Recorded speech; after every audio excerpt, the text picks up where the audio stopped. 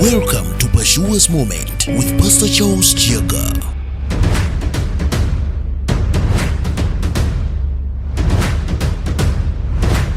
Yes, praise the Lord, brethren. We are back again on our program, the Pashua's Moment. And as always, I'm your servant, Pastor Charles, and I'm standing on this great site, a site that is dedicated to the cause of seeking after God, a place where you can come for quiet time, you can come to meditate, you can come to pray and wait upon God for leading and for guidance. People who walk with God learn to live a solitary life, learn to live a life where they are detached from a lot of commotion and a lot of socializing so that they can have time with God. We love socializing, but I wish we learn how to socialize with God, how to have time together and alone with God. Okay? Now, we saw how God defended Abraham because Abraham was his friend.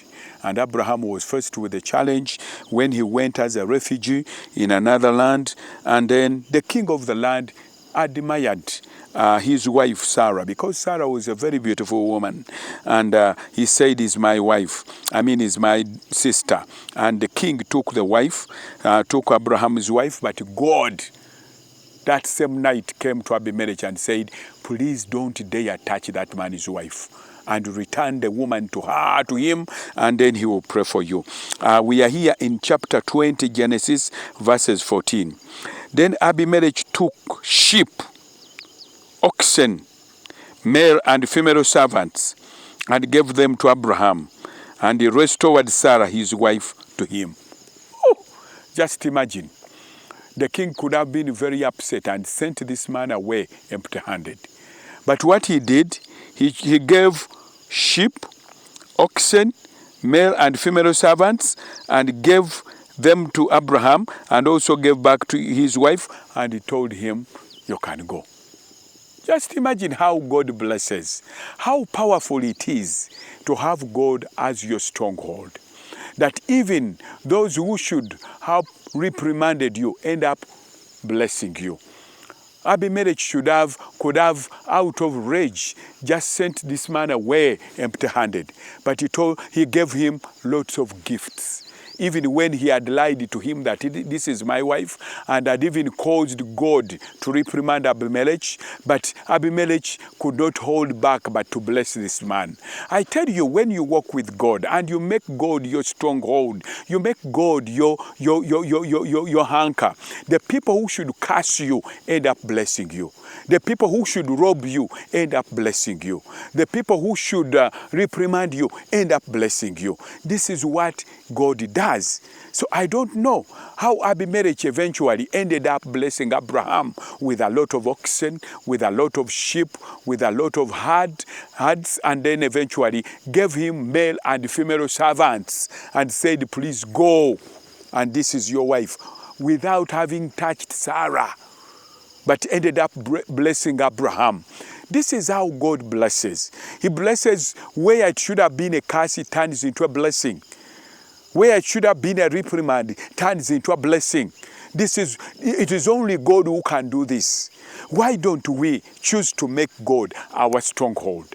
Why shouldn't we make God our safe haven? Because he causes a blessing to come, even in a place where it is very unlikely. Where you should be punished, you eventually get blessed. Where you should be reprimanded, you eventually get honored.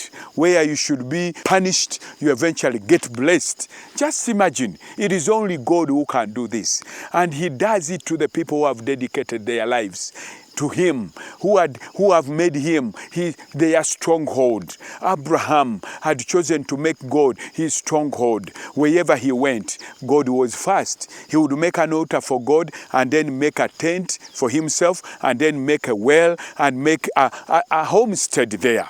And this is what we are learning.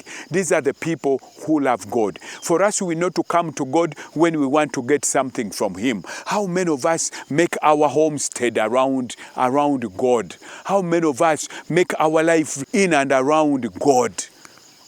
So we need to change our attitude. We need to change how we perceive God, how we relate with God, and then God will become our strength. And he will bless us where it is unlikely. He will cause people to bless us. Those who should have punished us end up blessing us. God bless you. We begin from there tomorrow.